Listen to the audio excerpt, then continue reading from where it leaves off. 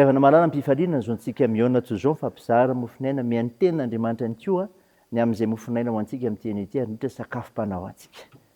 Ho aminao reny ny fahasoavana sy ny fiadanana avy amin'Andriamanitra raintsika sy Jesosy Kristy Tompo. Amen. Alasinainy 7 Janoary 2022 ibanjinantsika ilay hevitra hoe lehibe ny fiandrian'Andriamanitra. Andeha riavana idera sy ankalazan'Andriamanitra isika. Raha tsy Jehovah ny nombantsika, eny, aoka ataon'ny Israely hoe raha tsy Jehovah ny nombantsika, raha nitsangana miely antsika ny olona, dia nitelona antsika velona izy. Raha nirera tamintsika ny fahatezerany, dia nandifotra antsika ny rano, ary nanafitra ny fanahintsika ny rika.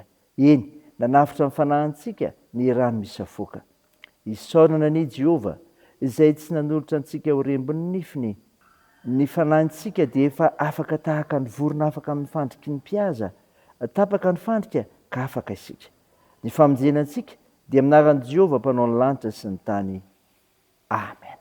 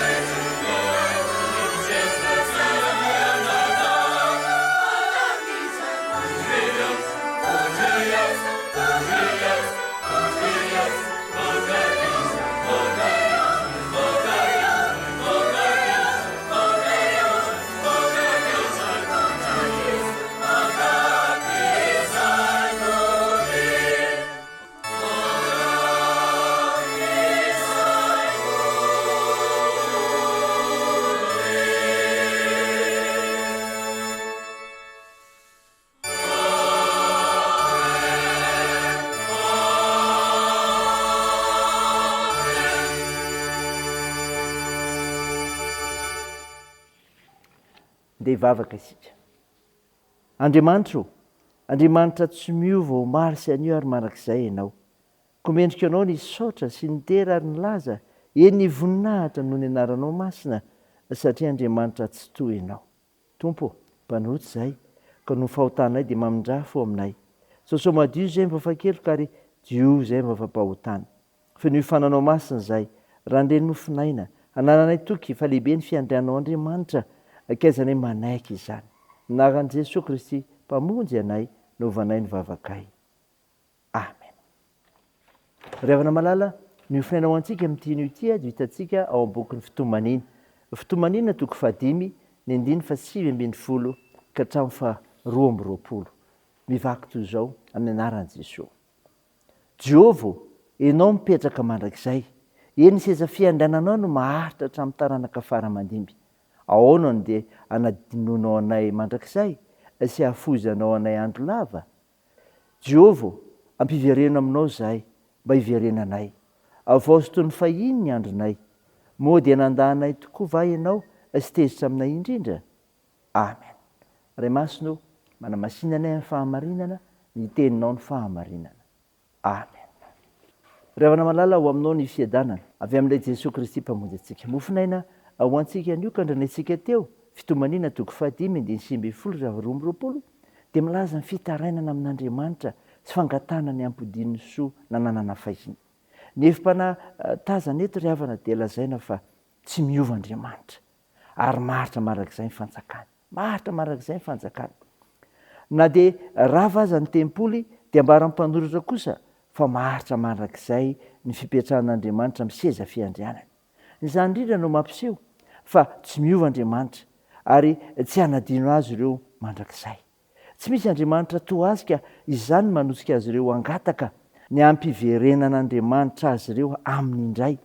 Ao amin'Andriamanitra irery ihany mantsy no misy ny fanafahana amin'ny fahoriana miseho ankehitriny. Maharitra marak'izay Andriamanitra ary maharitra toy izany koa ny famindram-pony sy ny fitiavan'ny olona. Koa andeha hiverina amin'ny havana afatra ho antsika izany. Tsy miova Andriamanitra ka afaka mamerina ny olona izy. Izany ry havana. Ny hevitry ny hoe Jehovah ampiverena aminao zahay mba hiverenanay avozo toy ny fahiny ny andronay 9:20 dia maneho fa rehefa miataka tamin'Andriamanitra ary nokapoan'Andriamanitra dia tsy vita ny fanapa-kevitr'olona irery intsony ny fiverenany indray amin'Andriamanitra fa izy irery ihany no afaka mibaiko ao amin'ny fanatanterahana izany fikasana izany.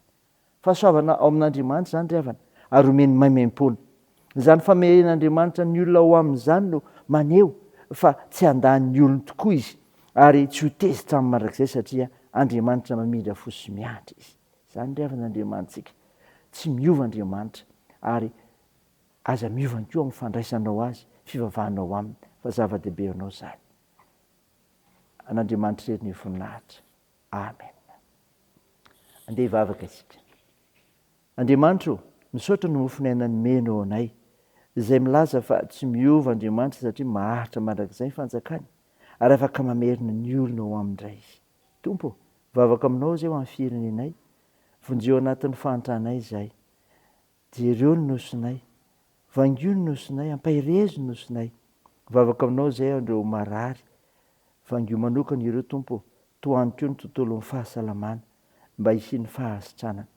Tompo, ampinonao ireo manamanjo, toananao ireo marefisik'olona sy ireo sahirana, tsinjovinao ireo any am-pigatrana, da io ny fihazakazahanay, ny asa fivelomanay, ny fikasanay, ny fianarana, ny vavakay, dia ataony amin'ny anaran'i Jesosy Kristy mpamonjy anay, amin'ny fimbonanay amin'ny vavaka manao hoe: Ranay eo izay any an-danitra, ao masinina anie ny anaranao, ho tonga anie ny fanjakanao, atao anie ny sitraponao ety an-tany ho tahaka ny any an-danitra. Mihony an'io izy anona sahaza ao anay, ary mamela ny erikay tahaka ny namelanay izay meloka taminay, ary aza mitondra anay amin'ny fakam-panahy, fa manafanay amin'ny ratsy, fanao ny fanjakana sy ny hery ary ny voninahitra marak'izay. Amen. Raisa finoana ry havana ny tsodrana tongotra anao amin'ny anaran'i Jesosy Kristy. Hitanao ny Jehovah ka hiaro anao, ampamiapitra ny taviny aminao ny Jehovah ka mindra fo aminao, ananitra ny taviny aminao ny Jehovah ka mihainao ny fiadanana. Amen. Deo an'Andriamanitra irery ny voninahitra amin'ny anaran'ny Ray sy ny Zanaka ary ny fanahy masina.